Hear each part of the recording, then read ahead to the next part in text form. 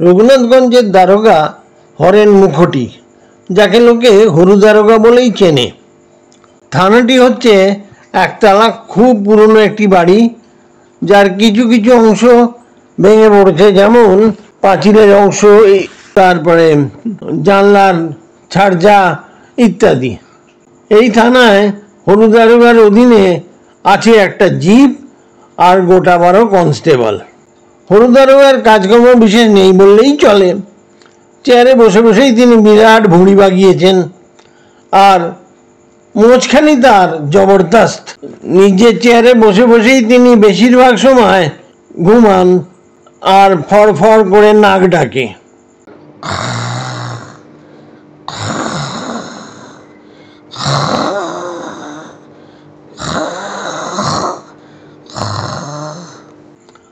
তার মূল কারণ রঘুনাথগঞ্জের অপরাধী প্রায় নেই বললেই চলে। তবে দু একটা ছিচকে চোর আছে, যেমন কালু, আব্দুল। এরা মাঝে মাঝে চুরি করে। এদের চুরি করার পদ্ধতিটি কিন্তু সেই সাবেকি। শীত কেটে মাটির দেওয়াল ফুটো করে ঘরে ঢুকে কাঁসার থালা, বাটি এইসব নিয়েই তারা সন্তুষ্ট। সেইগুলো তারা সদরে নিয়ে গিয়ে চোরাই মালের দোকানে যা পয়সা পায় বিক্রি করে তাতে তাদের কটা দিন দিব্য চলে যায়। হরু দারোগার কাছে তাদের নামে অনেক অভিযোগ এসে জমা পড়ে যখন, তখন জিপে করে গিয়ে এদের একটাকে ধরে আনেন।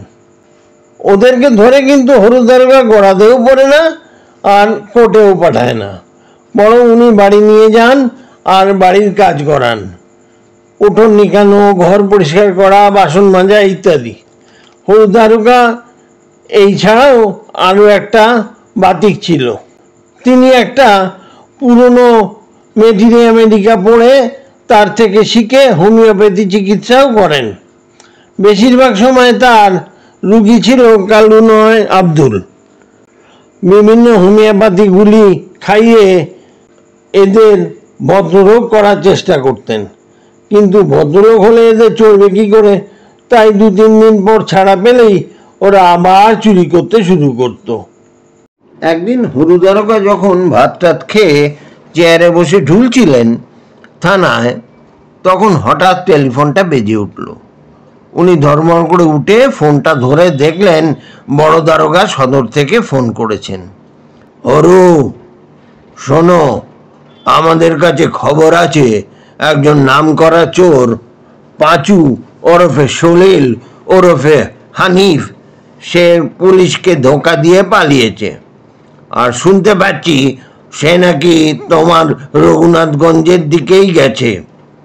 তিনি আরও বললেন যে ওই পাঁচু চোর নাকি ছদ্মবেশ নেওয়ার ব্যাপারেও ও নাম পাল্টিয়ে বিভিন্ন জায়গায় চলে যাওয়ার ব্যাপারে এক্সপার্ট লোক। তবে তাকে চেনারও একটা উপায় আছে।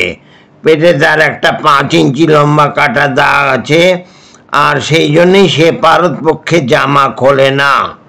সে নাকি সাধারণ সিঁদেল চোর না, কেপমারি বা হাত সাফাইতেই সে ওস্তাদ। তার জন্য তার কোনো সাকরেদও লাগে না। তখন কনস্টেবলদের ডেকে বললেন, পাঁচু নামে একটা মহাচোর এসেছে এখানে, তোরা একটু চোখ কান খোলা রাখবি, গ্রামের নতুন লোক দেখলেই ধরে আনবি। ওকে চেনার একটা উপায় হচ্ছে পেটে একটা কাটা দাগও আছে। কনস্টেবলরা সবাই ঘাড়কাত করলো। দারোগার কিন্তু দুশ্চিন্তা তখন শুরু হয়ে গেছে। তিনি ভাবলেন পাঁচুকে ধরতে না পারলে যদি তার বদলি করে দেয়, এত আরামের চাকরি তিনি আর কোথায় পাবেন। আর দুশ্চিন্তা হলেই তিনি ঘরে গিয়ে একটু গিন্নির সাথে আলোচনা করে নেন। ঘরটি তার থানা সংলগ্ন জমিতেই। তাকে অবেলায় ঘরে ঢুকতে দেখে গিন্নি বলল, কি গো, দারোগার চাকরিটা কি খুইয়ে এলে? এই অবেলায় তো তোমাকে পারতপক্ষে দেখি না। দারোগা তখন গিন্নিকে বিশদে সব বললেন, তার দুশ্চিন্তার কারণ। গিন্নি কিন্তু সাংঘাতিক জাহাবেজে মহিলা, আর তেমনি তার বপু। মাঝে মাঝেই তিনি আবার গুড়াকু দিয়ে দাঁতও মাজেন।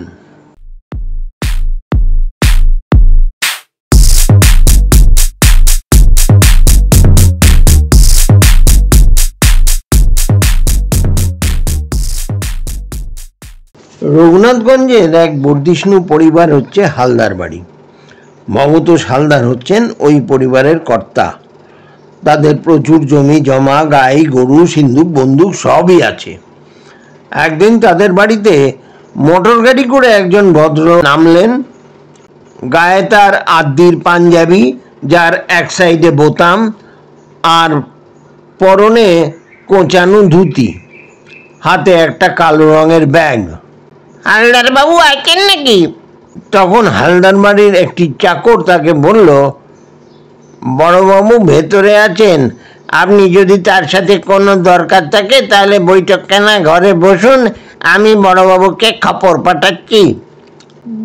তখন তিনি ভেতরে এসে বৈঠকখানার ঘরের সোফাতে বসলেন। কিছুক্ষণের মধ্যেই হালদার বাবু এসেই আরাম কেদারায় বসলেন।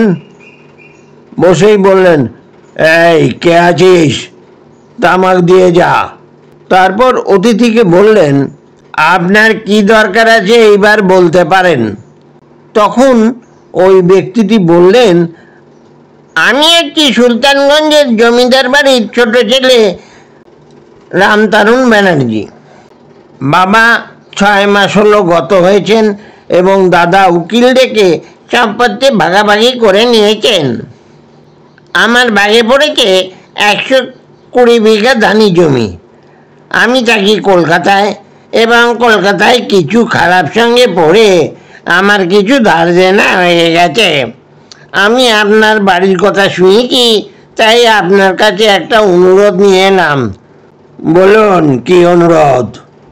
আমি 20 বিঘে মতো জমি বিক্রি করব আমার ধার দেনা শোধ করার জন্যে।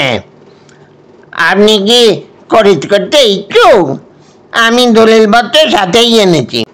হালদার বাবু প্রৌঢ় মানুষ, তিনি দলিলগুলো ভালোভাবে পরীক্ষা করলেন এবং বললেন, এগুলো তো সব ঠিকই আছে মনে হচ্ছে। আমি খরিদ করতে ইচ্ছুক, তবে তার জন্যে আমি 15,000-এর বেশি দিতে পারবো না। তখন রামতারণ বাবু বললেন, দামটা একটু কম হয়ে যাচ্ছে না? আমি তো 25,000 আশা করেছিলাম। হালদার বাবু বললেন, না, 15,000-এর বেশি তো আমি দিতে পারবো না। রামতারণ বাবু, আপনার না পোষালে আপনি বরং অন্য কোথাও দেখুন। তখন রামতারণ বাবু বললেন, আপনি 15,000-ই দিন, আমি স্ট্যাম্প পেপারে একটা হ্যান্ড নোট করে দিচ্ছি আর দলিলগুলো আপনাকে হস্তান্তর করছি। তখন হালদারবাবু বললেন, আপনি একটু বসুন, বলে উনি ভেতরের বাড়িতে চলে গেলেন টাকা আনতে। টাকা এনে উনি রামতারণ বাণুজ্যকে দিলেন ও বললেন, গুনে নিন। এবং রামতারণ বাবুও দলিল সহ হ্যান্ড নোট হস্তান্তর করলেন হালদারবাবুকে। হালদারবাবু তখন তাকে অনুরোধ করলেন একটু অন্ন গ্রহণ করার জন্যে, কিন্তু রামতারণ বাবু প্রচণ্ড ব্যস্ততার সাথে বললেন, না না, আমার একদমই সময় নেই, আমাকে এখনই যেতে হবে, এই বলে উনি গাড়ি করে তক্ষুনি বেরিয়ে গেলেন। তার 4 দিন পর হালদারবাবু মনে হলো যে জমি জমা তো কিনলাম, তা একটু দেখে আসি। এই ভেবে তিনি সুলতানগঞ্জের দিকে রওনা দিলেন। গরুর গাড়িতে করে সুলতানগঞ্জ যেতে যেতে বেলা পড়ে গেল। উনি সুলতানগঞ্জে গিয়ে শুনলেন যে ওখানকার জমিদার মশাই তো দিব্যি আছেন। তিনি তখন ওই জমিদার মশাইয়ের নায়েবের সাথে গিয়ে দেখা করলেন ও দলিল টলিলও দেখালেন। নায়েব তো ওই দলিল দেখেই বললেন, এ তো সবই জাল দলিল। এই বলে তিনি আসল দলিলগুলোও দেখালেন। এইসব শুনে হালদার মশাই বুঝতেই পারলেন যে তিনি জোর চাটি খেয়েছেন এবং 15,000 টাকা তার গচ্চা গেছে। তিনি ওখান থেকে সোজা হারু দারোগার কাছে থানায় গেলেন ও সব কথা জানিয়ে একটি অভিযোগ দায়ের করলেন। হারু দারোগা তো শুনেই বুঝতে পারলেন এ তো পাঁচু চেরেরই কাজ।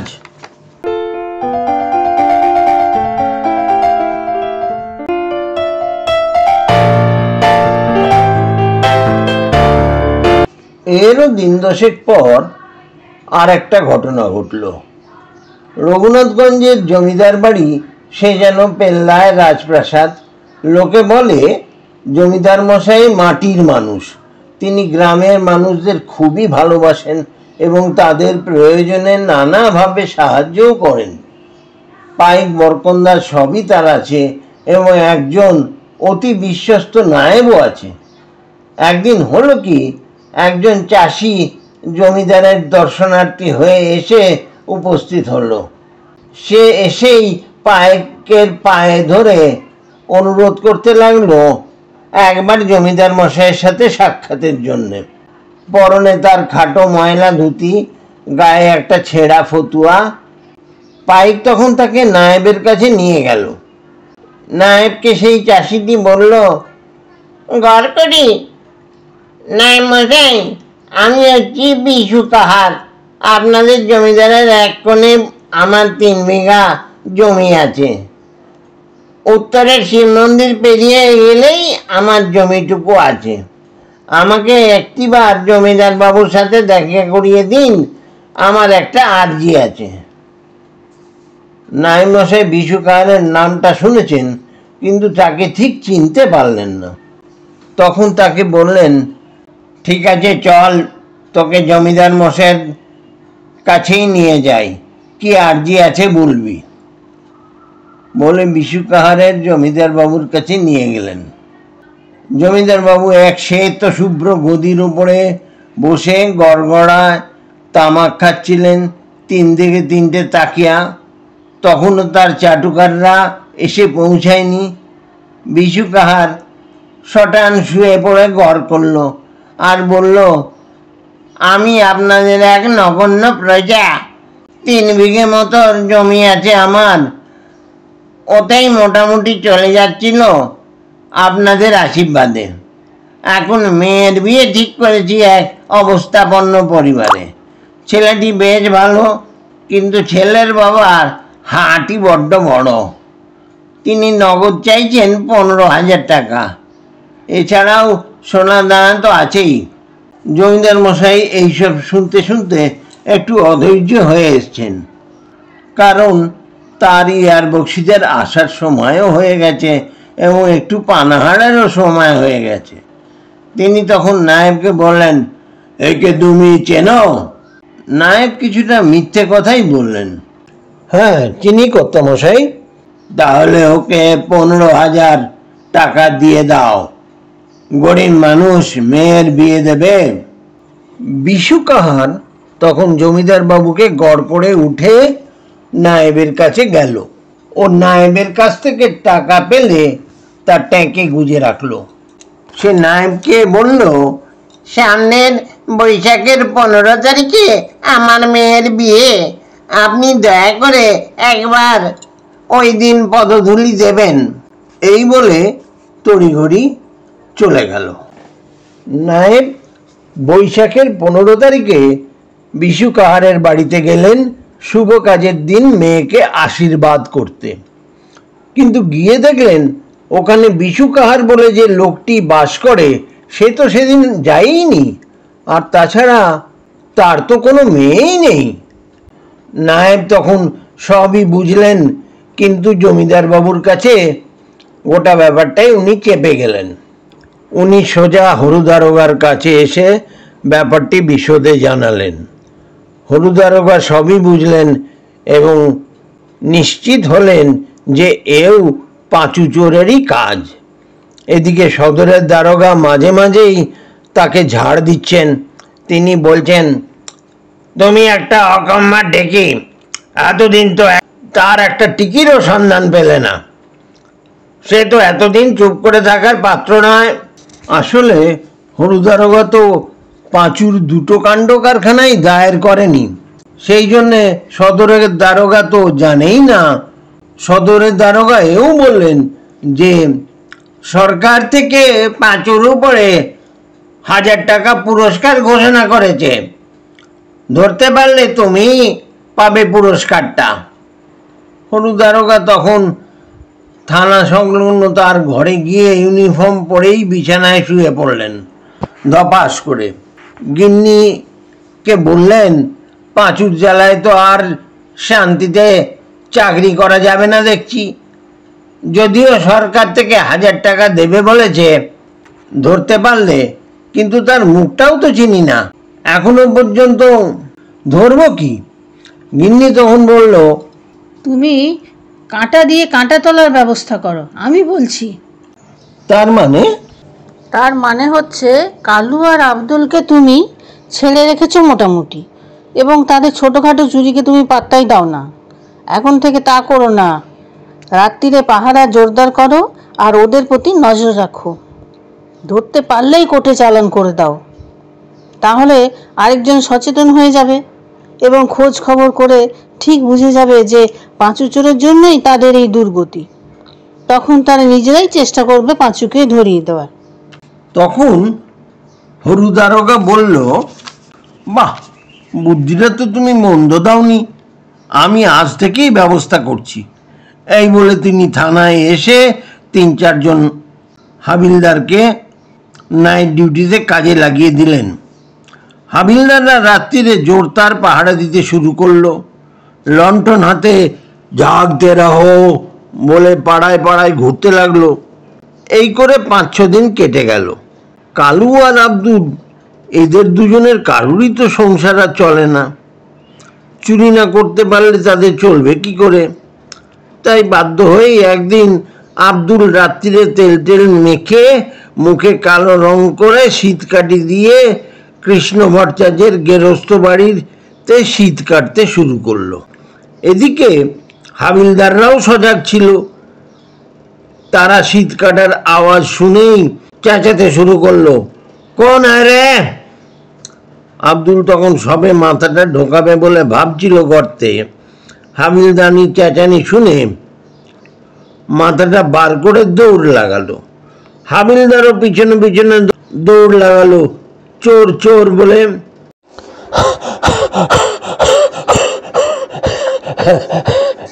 আব্দুল দেখলো এ তো মহা মুশকিল। সে তখন ওই হাবিলদারের হাত থেকে বাঁচার জন্যে পিছনের একটা পুকুরে ঝাঁপ দিল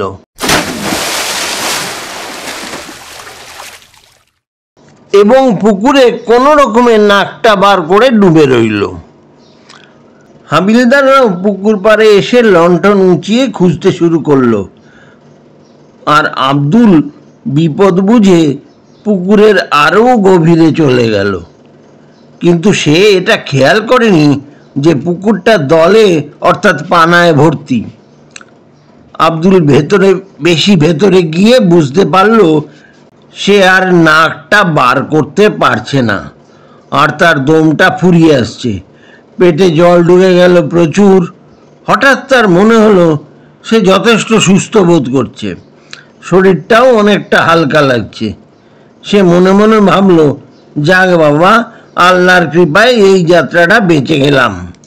ততক্ষণে ভোর হয়ে গেছে। গ্রামের বৌঝিরা দল বেঁধে সব পুকুর ঘাটে এসেছে কাপড় কাচতে, বা জল ভরতে। আব্দুল তখন ভাবছে, এই তালে পালাই এবার বলে সে ঘাটে উঠে পড়ল এবং বাড়ির দিকে রওনা দিল। পথে ভবা হালুইকারের দোকান বসে, সেখানে সে মন্ডা, মিঠাই, গজা ইত্যাদি বানায়। আব্দুলের খুব খেতে ইচ্ছা করছে, কিন্তু কাছে তো পয়সা নেই, তাই বাধ্য হয়ে এক গ্লাস জল চাইল ভবার কাছে।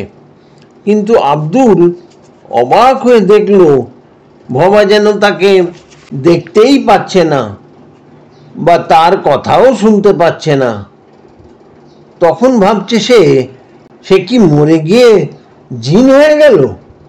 ঘাটের মেয়েরাও দেখতে পেল না, এখন ভবাও দেখতে পাচ্ছে না।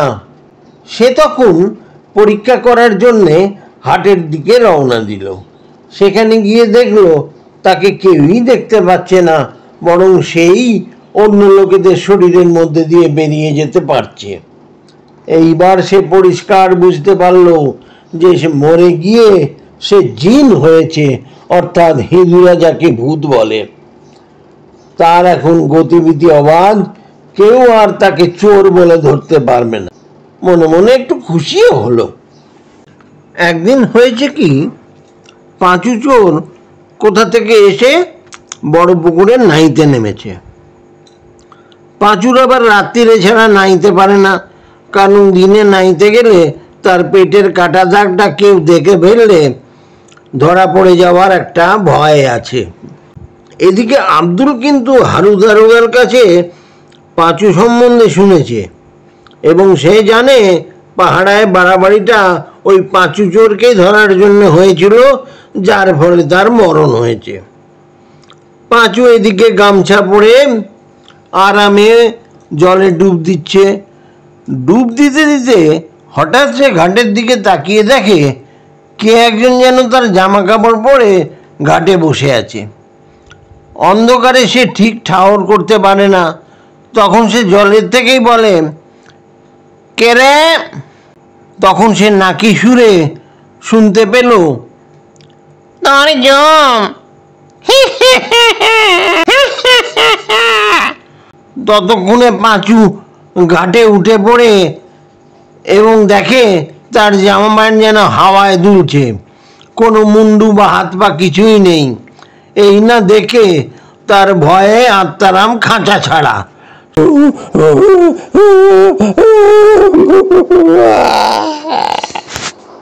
গো গো করে ঘাটেই মূর্ছা গেল। একজন হাবিলদার তখন ওই পথেই টহল দিচ্ছিল।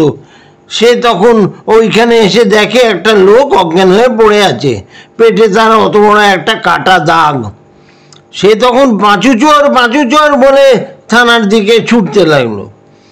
এদিকে হয়েছে কি, আব্দুল তো জিন, তো আগেই থানায় পৌঁছে গেছে, কারণ সে তো ভূত। সে গিয়ে দারোগাবুর কানে কানে বলল, পাঁচু চোর পুকুর ঘাটে পড়ে আছে, দারোগা বাবু যান গিয়ে অ্যারেস্ট করুন।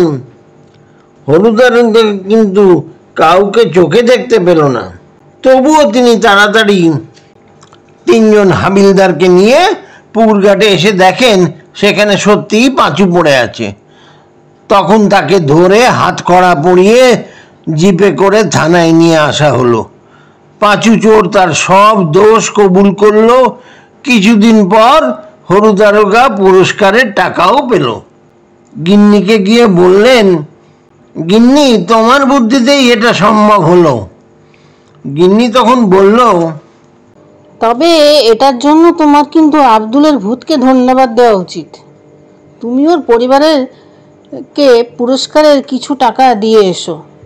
তখন হরু দারোগা 500 টাকা আব্দুলের পরিবারকে ডেকে তার হাতে তুলে দিলেন ও ওর ছেলেটাকে একটা কাজের ব্যবস্থাও করে দিলেন। এইখানেই চোর পুলিশের গল্পের কথা শেষ হলো। ওম শান্তি।